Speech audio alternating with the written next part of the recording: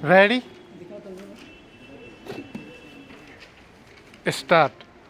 महोदय, अभी 54 वर्ष ही पूरे हुए हैं जब हमारे हाथों में अधिकार आया और उस समय से आज तक अनेक प्रकार की विपत्तियां आती रहीं और देश भांति भांति की कठिनाइयों का सामना करता रहा है।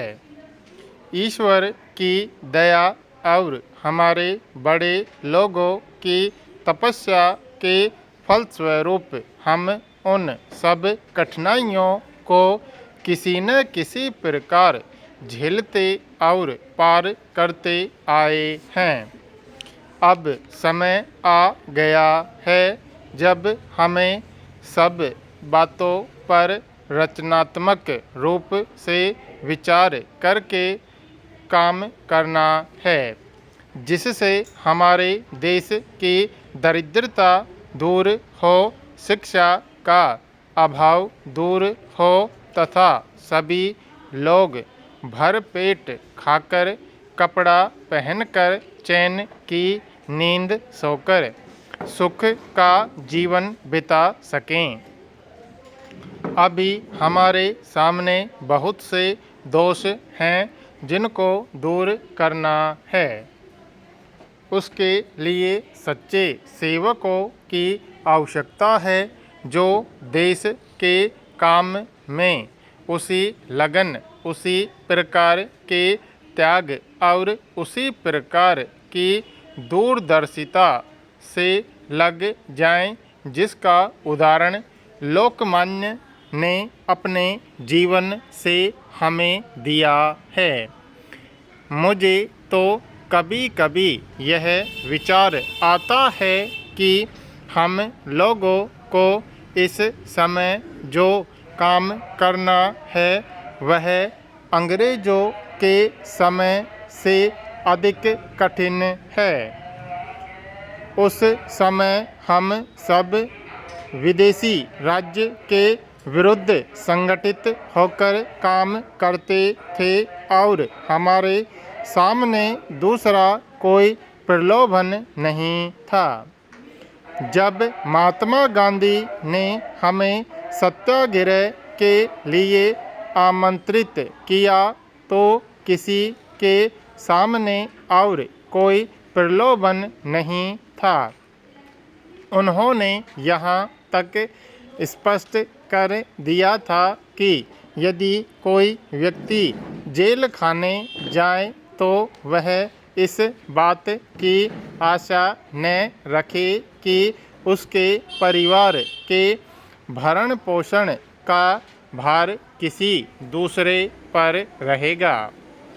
उन्होंने यह भी स्पष्ट कर दिया था कि मुकदमा चलने पर कोई यह आशा न रखे कि दूसरा कोई पैसे देकर या अन्य प्रकार से सहायता करेगा। उस समय यदि कोई प्रलोभन था तो जेल जाने का प्रलोभन था, लाठी खाने का प्रलोभन था। इसलिए उस समय मजे हुए लोग ही आते थे। वे तैयार होकर आते और इस काम में जुट जाते थे। उनके साथ सबकी सहानुभूति रहती थी। आज के काम में अनेक प्रकार के प्रलोभन हैं और बहुत लोग जब तब यह भी समझ बैठते हैं कि त्याग का युग तो गया, अब भोग का युग आया है। परंतु बात ऐसी नहीं है।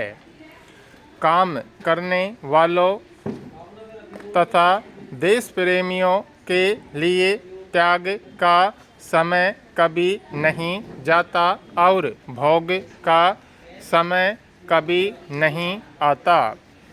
आज के काम में अधिक त्याग भावना की आवश्यकता है, क्योंकि पहले तो कोई चीज़ मिलने वाली थी ही नहीं, तो प्रलोभन होता क्या।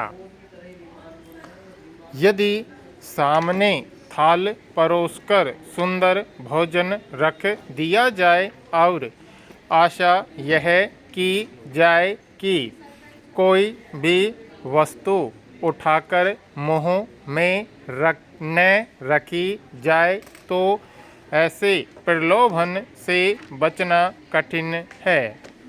ईश्वर को धन्यवाद है कि इस प्रलोभन के रहते हुए भी हमारे देश में ऐसे लोग हैं जो उसी लगन के साथ काम कर रहे हैं और करते रहेंगे जिस लगन से उन्होंने पहले काम किया था।